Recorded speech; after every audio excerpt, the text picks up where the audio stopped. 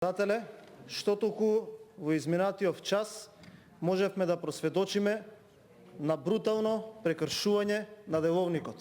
Се предлага комисиска интервенција за амандман, а при тоа знаејќи дека не може ништо од тоа што се бара да се реализира. Каква класична злоупотреба на тема која што во изминатиот период го обременува македонското секојдневие. Почитувани представници од мнозинството, не можем да му се обратам директно на колегата, заради тоа што, знаејќи каков епилог ќе добие целава работа, не е тука. Човекот евидентно се заборави каде е и мислејќи дека е во партискиот штаб на СДСМ и дека држи пресконференција, а не во Собранието на Република Македонија, и дека не дискутира директно на тема која што може директно да ги реши проблемите на граѓаните, безочно изманипулира или согласно процедуралната забелешка која што ја добив преска, не ја говореше вистината. Каква несериозност, малодушност и политиканство. Внимавајте, пратеничката Ели Панова, колега повелете, предложи 305 милиони денари за бесплатни ПСР тестови. Колегата Костадинов излезе и вели 1 милиарда.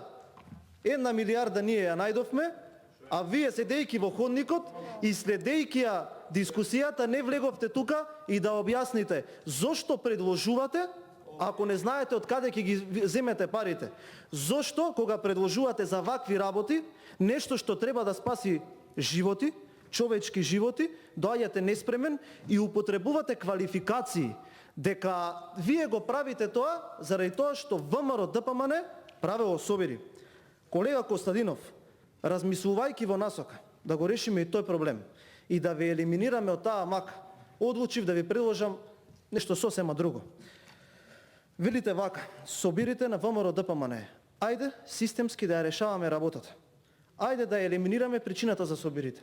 Ајде веднаш, вие како партиски портпарол, заедно со пратениците од вашата партија, повикајте ја вашата партија и председателот на владата веднаш да ги прекине тајните преговори со Република Бугарија и тоа пазарџиско однесување кое што распродава се оно што е во суштината на македонскиот идентитет. Понатака, велите собирите на ВМРО ДПМН, што правиме со редовите пред болниците?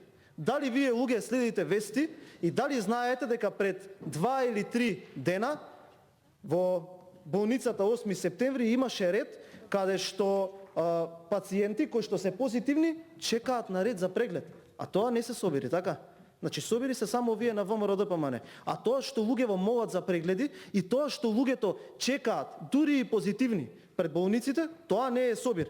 Али битно да се каже нешто, колку да се каже, да се излезе тука, да се проба авантуристички, да се изигра одредена работа, при тоа надевајќи се дека некој не мислејќи на доброто на граѓаните нема да ја прифати и да бегате да седите во ходник додека се разговара за такви работи и да влезете од кога ќе заврши гласањето без при тоа да го знаеме вашиот став за вашиот предлог. Господине Костадинов, вака ќе ви кажам, да играте на ниски страсти по 61.878 вкупно заболени, на 21.166 активни случаи, не би рекол дека е несериозно. Тоа е монструозно или како што вие обожавате да кажете кога говорите и кога беседите тука, дека е морбидно. Ама не се секирајте. Ова што вие сега тука го направивте и тоа што го правите изминатиот период, бритоа, справувајќи се со овој вирус, немајќи ниту едно системско решение, туку адхок, тоа е веќе друг проблем. Понатаму, можете да се смеете колку сакате, ама знаете што?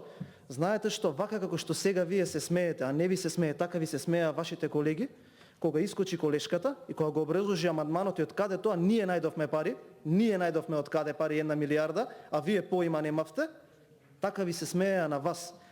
А така ви се смее и народот, заради тоа што ништо од тоа што го правите нема чиста намера. Има само намера за политички замнини и намера тоа што е до сега колку толку нешто оставено во справувањето на вирусот да се деторизира многу несериозно и многу морбидно. И затоа во наредниот период уште повеќе ќе се соочувате со шамарите на бруталната реалност која што ви ја дава секојдневно народот на оваа држава во сите сфери на општеството.